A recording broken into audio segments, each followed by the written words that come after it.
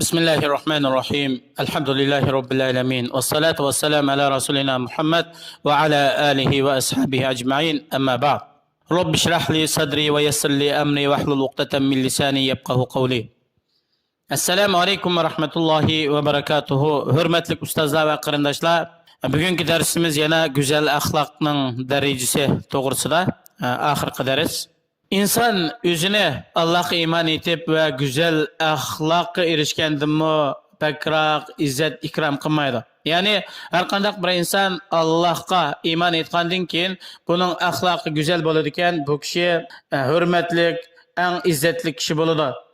Çünkü ahlakның asli nima? Ahlakның asli tavhid. Har qanday odam bu odamda haqiqiy tavhid, iymon bo'lmaydi ekan, u iymon bo'lmagan odamning har qancha axloqi go'zal bo'lib ketsimi, buningki hech qanday bir foydasi bo'lmaydi.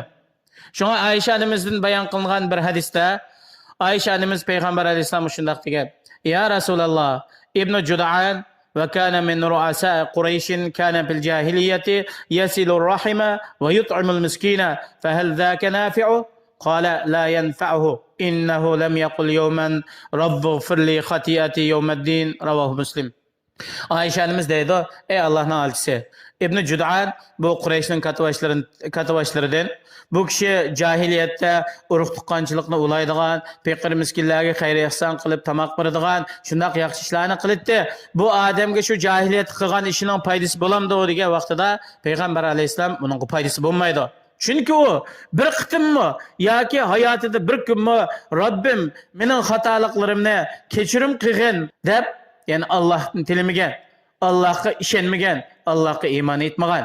Buningda tavhiddan iborat haqiqiy iymon bo'lmaganlikdan buningki qilgan yaxshi ishlarininki qiyomatda foydasi bo'lmaydi. Musulmon Qur'oni Karimninki axloqi bilan axloqlangan vaqtida bu jamiyat tuziladi, jamiyat o'ngshiladi. Ular o'zininki axloqini tuzigandan keyin jamiyat kishilarga yaxshi ishlarni qilib ve güzel ahlak bilan ulgu bo'lib, ularni Allohninki diniga da'vat qiladi. Mu'minning axloqi degan bu kishiningki dinda ravlus turishidan iborat. Dinda ravlus turish, ochiq chiroy bo'lish, boshqalarga ihson qilish bilan afu qilish, sihi, karamlik bo'lish ve kambag'allikda qiyinchilik qolib qolsa qanoatchan bo'lish, boshqalarningki qiyinchiliklarini tugitishga yordam berish, güzel so'zlarni qilish, salomni oshkor qilish, ata-onaga yaxshilik qilish, qo'lim qo'shnilarga xayr ihson qilish qatorliqlarning hammasi mu'minninki axloqi hisoblanadi.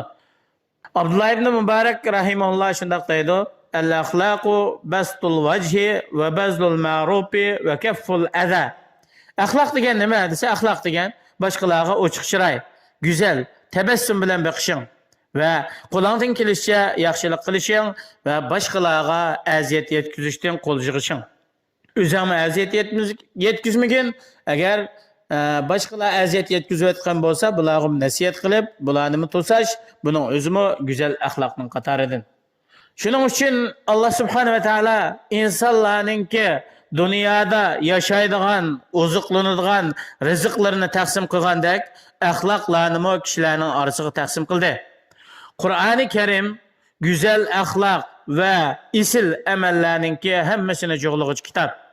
Biz o'tganki darsimizdan bayon qilgan Ayşe onamizdan payg'ambar alayhissalomning axloqi to'g'risida so'ralgan vaqtida Ayşe onamiz aytgan: "Kana xuluquhu al-Qur'an."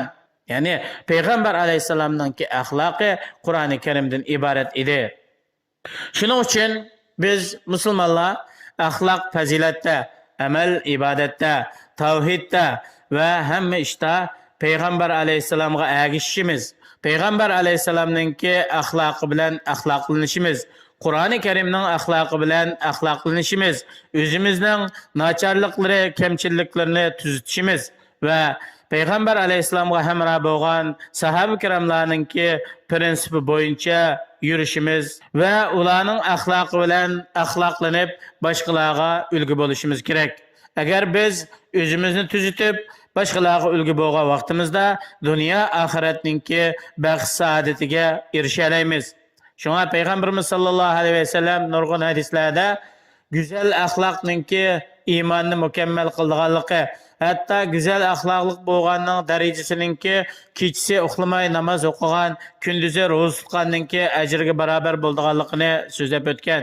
Shuning uchun hurmatli qarindoshlar, biz o'zimizningki ahvolimizni tekshirishimiz kerak. Chunki biz dunyoda o'zimizni tekshirib, kamchiliklarimizni tuzitib, o'zimizdan hisob elib, xatoligimizni o'ngshab, axloqimizni yaxshilab, haqiqiy Qur'on sunnatning ruhiga uyg'un yashaydi ekanmiz. Dunyodami baxt saodatga erishimiz, oxiratda Allohning roziligi, jannatga erisha olamiz. Va shuningdek o'zimiz tuzalgandan keyin atrofimizni tuzaymiz.